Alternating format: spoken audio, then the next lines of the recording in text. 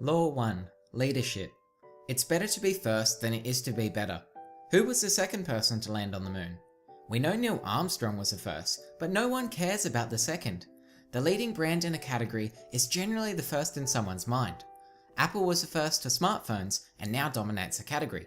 Likewise, Coca-Cola was the first in the cola category and dominates cola sales. Law 2. The category. If you can't be first in a category, set up a new category you can be first in. IBM was the first in computers, but Dell made its way into the computer market by being the first to sell computers by phone. They became a $900 million company. Law 3. The mind. The single most wasteful thing in marketing is to try to change your mind. That's why it's better to be first in the mind than to be first in the marketplace. Xerox was the first in copiers. They tried to get into computers, but 25 years and $2 billion later, Xerox is nowhere in computers. Law 4. Perception. Marketing is not a battle of products. It's a battle of perception. People don't care about your product. It's what your product does for them. People don't want your weight loss supplement. They want to feel great about having a slim body. Law 5. Focus.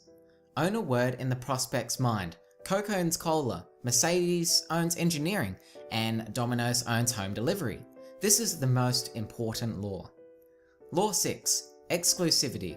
Two companies cannot own the same word in a prospect's mind. Law 7. The ladder. The strategy to use depends on which rung you occupy on the ladder. Avis was second in the car rental category. They acknowledged their position on the ladder and came up with the slogan, "Why go with us? We try harder." They started making lots of money as a result. Turn your position into an advantage. Law 8. Duality. In the long run, every market becomes a two-horse race, right? In the 1980s, Nintendo dominated the video games market with 75% of the market share. But over a number of years, Nintendo and Sega were on par with each other. Law 9. The opposite. If you're shooting for second place, your strategy is determined by the leader. Much like a wrestler uses his opponent's strength against him, a business should leverage the leader's strength into a weakness. Burger King, for example, came up with the slogan, "The Whopper beats the Big Mac," and it was a great success. Instead of trying to make better Big Macs, they opposed it with their Whoppers. Law 10. Division. Over time, a category will divide and become two or more categories. Imported beer, domestic beer. Mainframe computers, personal computers. Law 11. Perspective. Marketing effects take place over an extended period of time.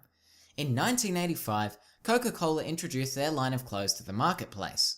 Within 2 years, they hit $250 million, but the following year, they were making nothing, left with millions of dollars worth of unwanted clothing. Law 12. Line extension. Okay, so there's an irresistible pressure to extend the equity of the brand. This is the most violated law. Line extensions rarely work in the long term. Soft drink companies like 7-Up like to extend their line with new flavors to get more market share. This may work in the short term, but not the long term. Law 13. Sacrifice. You have to give up something in order to get something. There are 3 things you can sacrifice: your product line, target market, or constant change. The main idea is to focus on one thing and sacrifice the rest. Law 14. Attributes. For every attribute, there is an opposite effective attribute. Cavity prevention is the most valuable attribute in toothpaste. Once a company owns that in the mind of their prospects, then it's taken and you have to settle for another attribute. Law 15. Candor. When you admit a negative, the prospect will give you a positive. Listerine had a slogan, "The taste you hate, twice a day." And Avis is only number 2 in rent-a-cars. This law must be used carefully with great skill. The negative has to be bad enough for your prospect to instantly agree.